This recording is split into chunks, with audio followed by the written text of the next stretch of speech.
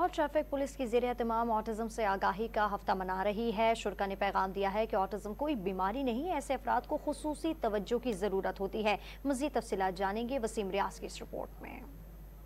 Autism کوئی بیماری نہیں، ایک اعصابی اور ذہنی کیفیت کا نام ہے۔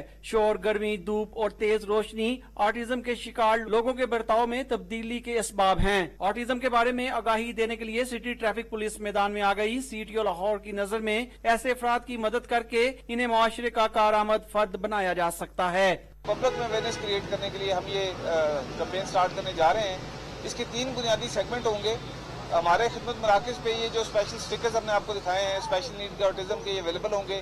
تمام پیرنٹس جن کے بچے یا گھر کا کوئی بھی فرد اس بیماری کا شکار ہے تو وہ خدمت مراکز سے یہ سٹکر حاصل کر سکتے ہیں، ہم اس کا لاگ مینٹین کریں گے۔ آٹزم کا شکار بچوں کے والدین نے ٹریفک پولیس کے اس اقدام کو سراہا۔